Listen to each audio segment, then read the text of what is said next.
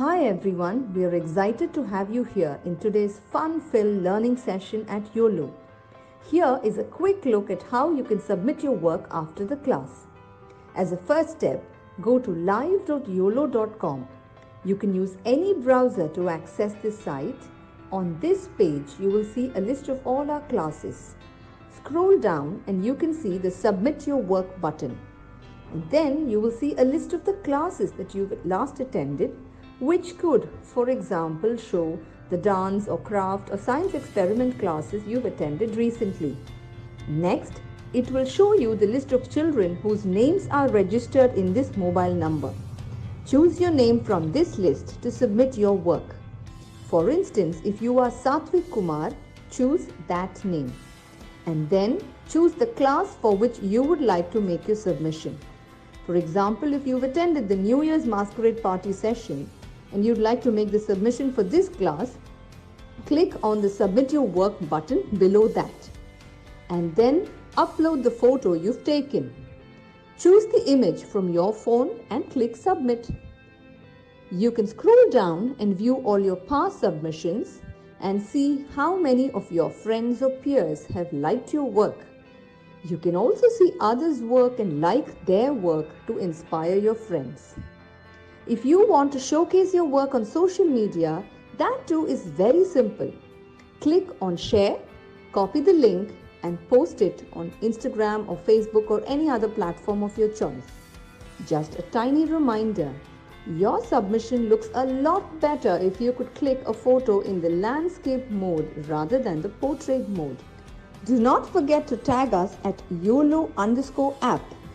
I'm eagerly looking forward to all your submissions right after this class. Hi everybody, how are you doing? Good?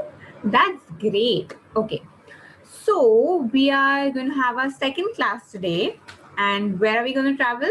We're going to travel to Egypt. That's right.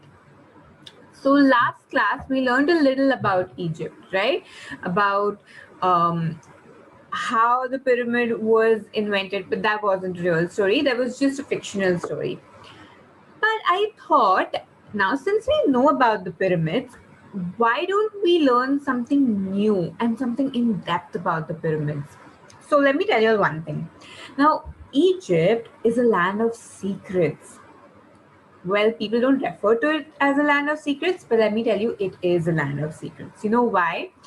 Because when these pyramids were made, there were a lot of secret doors and chambers and all, basements and all that were created by the, you can call them architects, you can call the workers, the makers, because it was the order of the king. And you cannot go against the order of the king, right? Or the emperor, whatever you want to say. So now these secret chambers and entrances were not known to all. Like you may be knowing, pyramids is basically the place where they keep the dead, right? The dead emperors and all. So it's like a tomb for them. Why would you need secret entrance? Okay, so here's the secret. Let me tell you. The thing is, in olden days, when the emperors and the princesses and whoever, the prestigious people, when they died, they had a lot of wealth. Wealth means gold, money, jewelry, right? So they always had a feeling like, okay, now I want this for my entire lifetime. I want this to be buried with me. Okay, so what they used to do is they used to bury the human, like bury the king or the princess, whoever it was, and bury all the jewels with it. Not only the jewels, but whatever that person loved a lot. If it's some kind of food that they love, they used to bury that also. So yes, it is a very weird ritual, but yes, that did exist. Okay, so now if they bury a lot of jewels, a lot of money, like they had gold coins at that time, no note currency. So if they bury that with the king, don't you think people will try to rob all of that? Because it does not belong to anyone, right? Of course it does belong to the king, but he does not exist, he's dead. So anyone can come and claim it, right? Or even rob it. So the kings used to decide, okay, once I'm dead and once my tomb has been made and my coffin has been shut, everything has been buried, no one is supposed to open this room. Okay, they often said that, those are cursed. So if you try and open, something bad is going to happen to you. So people did not dare to do that. But some people did try a few things, and they have also fallen really bad. So that's a story for another class. I do have a story on that as well. So I'm just telling you, like, pyramids have a lot of mystery. Okay, they have secret doors. They may not look like what they are actually, and they may actually be something else, like something deep under the ground, which is very magical. And I want to ask you, do you want to know about the magic of the pyramids? Yes? Oh, great. Then I think this class is just meant for you. So are you all ready? You're going to see the magical pyramid and all the secret that it has? Yes? Great. So everyone, eyes on the screen. I'm going to share a beautiful story with you all today. Ready? Can I start? Okay, let's go. So now we know about archaeologists, right? We've done that in the previous series. Archaeologists are people who basically excavate and they dig the ground to find something. So here is an archaeologist in the story. Okay, there is an archaeologist. Let's go ahead.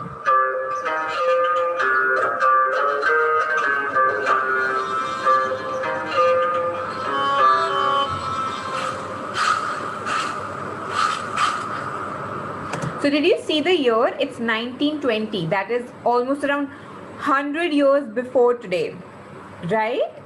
101 to be precise, but okay, 100 years before today. At that time also, people did not know much about the pyramids. It was all a mystery. Okay, so now I'll just let you all watch this and I'll explain it later.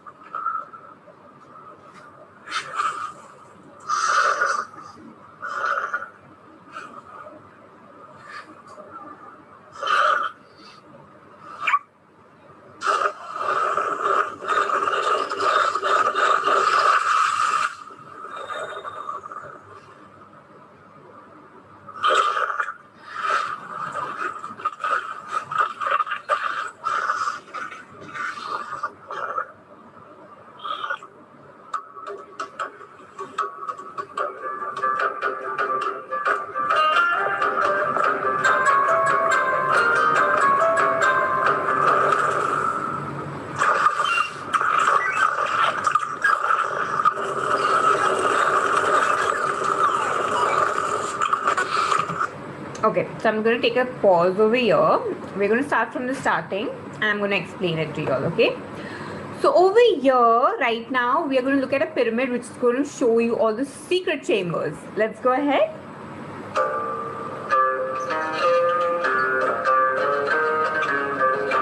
So like I told you, this is something that was being, no, this is just a story but can be true, okay? So this was something that took place in back in 1920. That is almost 100 years from today. Okay. Okay, so when you're dealing with old things, you need to be extremely careful with them. Why? Because they become delicate. A little pressure will break it, and we don't want, when you go to museums, they're all antique stuff. You don't want them to break. So what do? You handle them with care. You stay away from them. So when these researchers and archaeologists are actually excavating the ground and digging all these things, they need to be extra careful because they are using tools and those tools can be harsh. So they prefer cleaning everything with a brush so that nothing gets chipped off or broken. Okay? So here, the archaeologist found something. And he was like, oh, this is something new. What is it? And he flipped it. Let's see. Okay. Why is there a camel in this, right? So if you see, like, currently Egypt has developed a lot. Africa in itself has developed a lot. Earlier it was just a barren desert. Okay. So who helps us to cross the desert? Camels, right? So if you think about like something like 100 years back, like they're showing in 1920, you definitely need an animal, right? You cannot just keep walking, you're going to die of thirst. Even if you have a lot of water with you, you cannot walk that much because the heat is so harsh that you will faint. So usually camel is one of those animals which can store a lot of water in their body. Correct? So they take their ride. And he's so bored that he's just munching and chewing a brush. So we are going to ignore the camel. And this man is like, okay, let me flip it. Now if you see, does this look like something like, can you all guess what this is? Why don't you all try and guess it in the comment section? I'm going to have a look at the comment section. Let's see if I can get any answers. Like, what can this be? You all did see a little bit ahead, right? So you all can get an answer, like something. Okay, so few of you got it correct. This is a remote control. Like, wow, like 100 years before also people had remote controls. Had you ever thought about it? Because there weren't any TVs, but there was technology. So there were these remotes.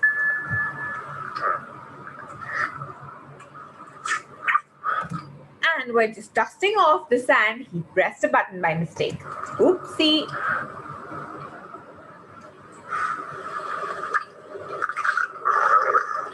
And look at the camera, he's like, oh, what is this?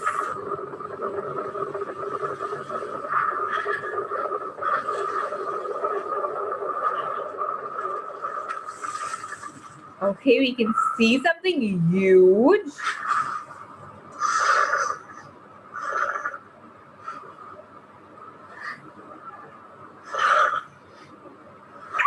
And he tried another button. And oh my God. The mouth opened and steps were formed. Okay, do you know what this is called? It is a really famous thing in Egypt. It's called a Sphinx. Okay, it has the face of a human male and the body of an animal. Okay, it's called a Sphinx. They are considered very, like, people really hold them high in their eyes. Okay, so we are not supposed to like talk anything bad about it. So these are called Sphinx. And okay, they got converted into steps. So now you can go in. And afterwards, like, I have made an amazing discovery and I'm going to check it out now. Because that's what the archaeologists do, right? They go and they find new things. So if something came across, obviously, if I was in that place, I would get very scared. I would be like, oh my God, what if I go in? What if I can't ever come out? But he's like, oh, that's my job. I need to do it. And they're always thirsty to find something new. And this camel, he is so huge that he got tired climbing all of these steps. And it looks beautiful from inside. But to his bad luck, the door shut as soon as he entered. And why was that? Why did it happen? Because the camel again started munching on something. And what is he munching on this time? The remote control. And the faces started turning and forming different shapes. I'm going to stop over here and my explanation, you all can continue watching the movie and then I explain again. Okay?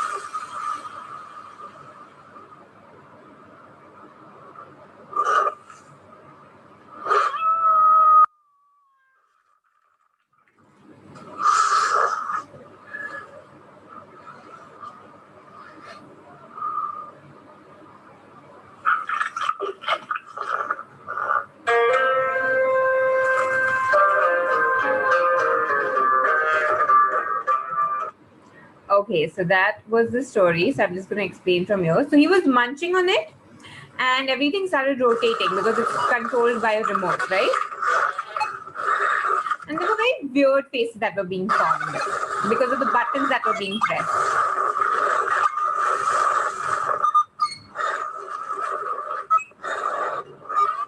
And after multiple attempts, do you know what did it form? It formed a face of a camel. And the camel was shocked, and he's like, okay, that's enough, I guess. And he gulped the remote down. Can you see it? And what happened? Everything came back and it started going down again. Imagine, the archaeologist is still inside. He could have discovered the biggest secret in the desert under the pyramid, but because of the silly mistake of a camel, he lost his chance. And what about the archaeologist? Let's find out. Everything went back into the ground. That's sad. And one of the bricks opened and he was kicked out. Oops, that hurts. And he was like, oh, I missed my greatest discovery. And he realized, okay, my camel is the one because of which I lost his chance. He gulped the remote down. That is so sad. And here we end. So now you know the secret. So if you ever get the chance to visit Egypt, always know to be extra careful. Because there are hidden doors. You might never come to know, you step on something and a magical door just opens. You're supposed to be careful, right? So did you enjoy today's story? Great. Okay, I have no quiz for you all today, but I have something super interesting. Are you all ready for it? Okay. So for our next segment, we just needed one single piece of paper. Do you all have it with you all? Yes, we are going to be making a pyramid, origami pyramid. Yes, shall we get started? Yes, great. Just give me 1 second and then we start.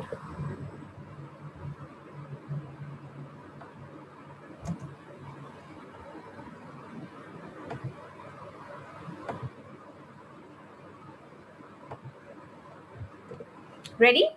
I'm super ready. Let's get started.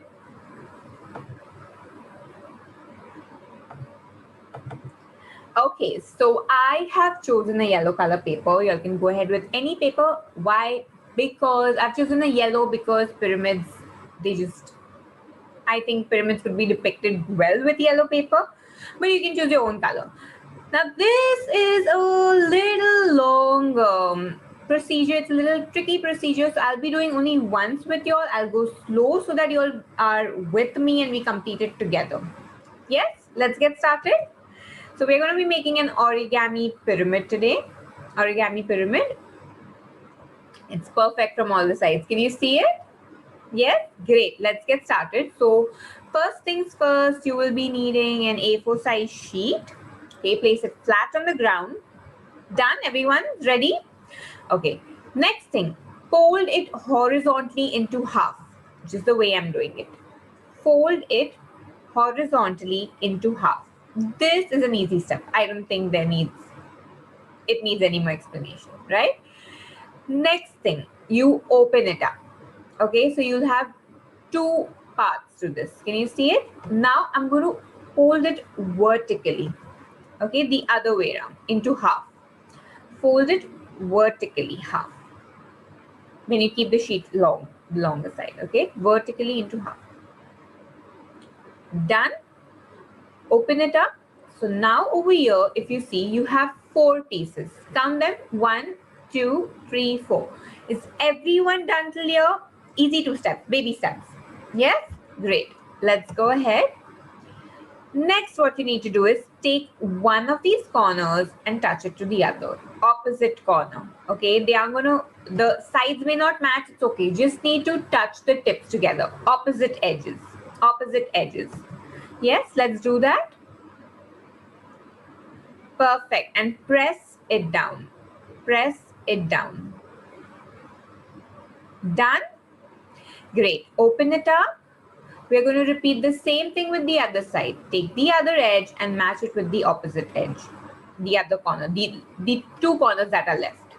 Okay, let's match them together. Done. Press it down. Press it down. Done. Great. Now let's open it up. Okay, now if you see, all the points are passing through the center line. Correct? The center point. Everyone's got the center point correct? Very good. Let's go ahead. Now we will start making the edges. So I'm going to take one of the edges, one of the ends. Can you see that? Can you see this thin line that's coming? Okay, you're going to look at left hand side, bottom corner, the first line that is there. Okay, we are going to trace that. So we are going to pull our paper and match the edge with that line, wherever it is. I'm going to show it to you all again. Can you see this line, the faint line that is there over here? Yes, can you see this faint line? I am going to fold my paper along that line. Okay, so I'm going to keep my finger there and I'm going to fold it along that line.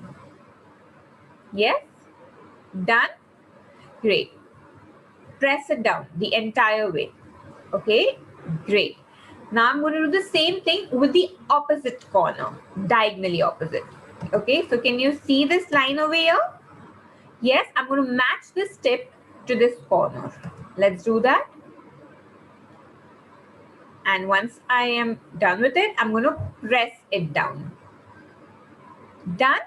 So this is how your paper is going to look now. Does everybody have this in front of you all? Yes, everyone's with me? Great. Let's go ahead. Next step. Next step is, can you see the center line of the triangle? I'm going to push it in. I'm going to push it in. Let's do that. You all may have to fold the paper the other side. I'm going to push it in. Yes? Done? Great. Can you see how I did it? I pushed it in. I already had the center line, so I just have to push it in. Can you see it? Great. Okay, let's go ahead. So this is our first side. Now the balance that is left at the bottom. Can you see this bottom part? Yes, we need to get rid of that to have a flat surface. So I am going to take the edge and I'm going to fold it over. Look at it carefully. I am going to fold it over. So this is going to secure my end and not let it open. I'm going to fold it over. Can you see how I did it? Yes, only till this line. Only till this line. Done? Very good. So we are done with one side. Yes. Now, can you see the opposite side? Yes. We're going to repeat the same thing. So I'm just going to press the center and I'm going to squeeze it in. I'm going to press the center, the exact opposite side. I'm going to press the center. If you all can't see, yeah. Now you all can see the exact opposite side. Press the center and push it on one of the sides. Done? Yes? Okay, now I just need to secure it. So I'm again going to take the balance part that is left. I'm just going to zoom in and I'm going to fold it again. Yes?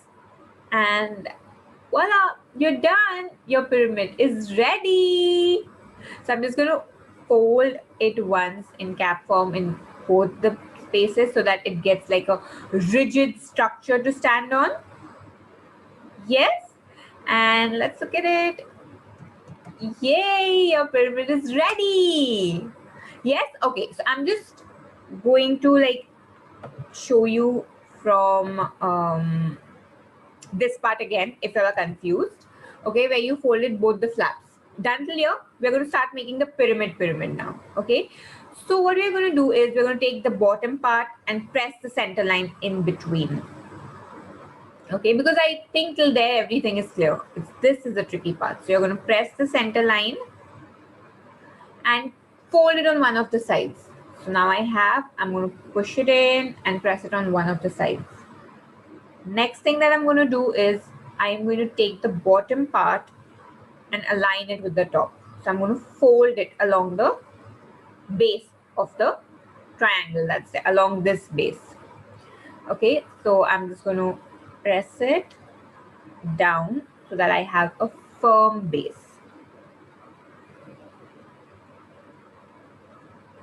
Done, everybody? With me? Great. Okay, let's go ahead. Now I'm going to take the exact opposite side. The exact opposite side. Okay, I have a center line there as well. It has no folds. It's just a simple line. I'm going to press it in. Yes? Okay, just in case if you all can't see, I'm just going to zoom out. Okay, see the exact opposite side. I'm going to press it in and fold the flap on one of the sides. Okay, the one which has extra on the bottom part. Okay, so now I'm going to take the bottom part and I'm going to fold it along the base again so that it stays firm. I have a firm base for it to stand on. Yes? Can you see how I'm doing it? How I'm doing it? Great. Okay, now I'm going to press the sides firmly and the other side as well.